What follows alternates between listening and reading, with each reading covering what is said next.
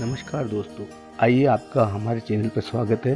हिंदू धर्म के अनुसार जानते हैं कि श्राद्ध क्या है और इसे क्यों बनाया जाता है। हिंदू मान्यताओं के अनुसार एक आत्मा को उसके जीवन के आधार पर स्वर्ग या नरक की प्राप्ति होती है। यदि व्यक्ति के ने जीवन में अच्छे कर्म किए हैं तो उसे स्वर्ग मिलेगा, लेकिन बुरे कर्म करने वाली आत्मा को नरक का रास्ता दिखाया जाता है।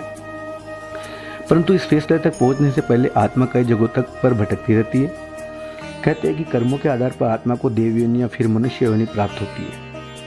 अच्छे कर्म कर मोक्ष को प्राप्त करने वाली आत्मा को देव योनि मिलती है, लेकिन वही दूसरी ओर अभी भी अपनी इच्छाओं के घेरे में फंसी हुई आत्मा मनुष्य योनि में फिर से जन्म लेने को मजबूर हो जाती है।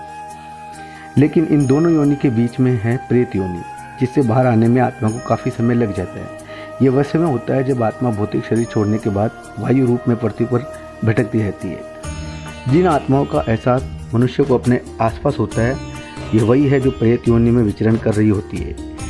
इस आत्मा को प्रेत योनि से बाहर निकाल कर और आगे के चरण यानी पितृ चरण तक पहुंचाने के लिए ही पितृ पूजा की जाती है। भाद्रपद की पूर्णिमा से आश्विन कृष्ण अमावस्या तक 16 दिनों तक का समय होता 16 श्राद्ध या श्राद्ध पक्ष कहलाता है। ये वही समय है जब शास्त्रों के अनुसार देव कार्यों से पूर्व पितृ कार्य करने का निर्देश दिया जाता है। ऐसी मान्यता है कि श्राद्ध से केवल पितृ ही तृप्त नहीं होते, बल्कि समस्त देवों से मिलकर वनस्पतियों तक तृप्त हो जाती है।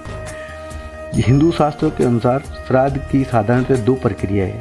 पहली है पिंडदान और दूसरी ब्राह्मण भोजन। ऐसा कहा जाता है कि ब्राह्मण के मुख से देवता हव्य को तथा पितृ कव्य को खाते हैं। पितृ स्मरण मात्र से ही श्राद्ध प्रदेश में आते हैं तथा भोजन आदि प्राप्त कर तृप्त हो जाते हैं।